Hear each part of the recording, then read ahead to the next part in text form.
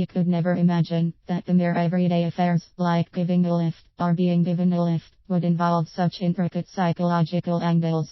The basic problem, he reasoned so often, was that of how the other party would interpret the offers made.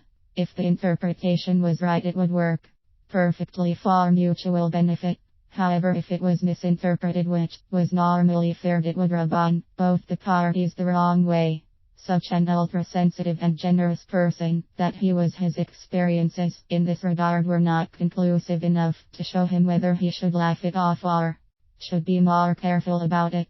Quite a few years back, one of his office colleagues used to give him a lift in his car after office hours. They normally agreed upon the nearest common point where he could alight, and his colleague could also proceed homewards without any diversion.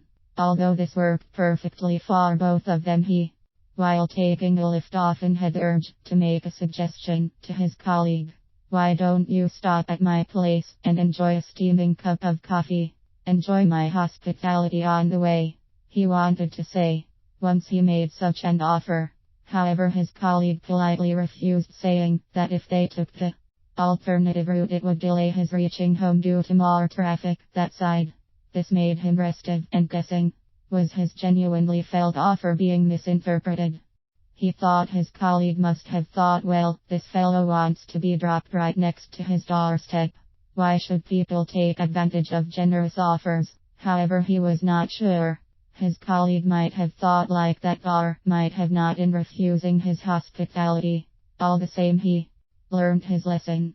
From that time he decided not to make such offers unless something common was agreed upon mutually. Interestingly, afterwards, he found out that the same psychic mechanism worked the other way around too.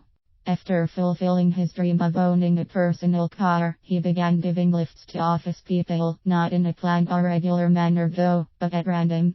However, over the months, one office lady proved to be the most frequent beneficiary. He used to drop her at a common point nearest to her residence. That did not cause inconvenience to him either. That such a kind-hearted and generous person he was here too, he often had the urge to drop her right at her doorstep.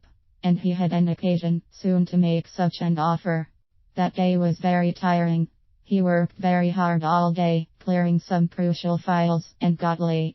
Same thing happened for the lady too, and she also leaving at the same time. He got into his car. Naturally, a lift was offered and taken.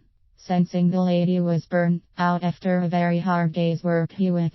Real problem was that he could not be sure of anything. After dropping her right in front of her residence, he had another urge. He laughed all the way home.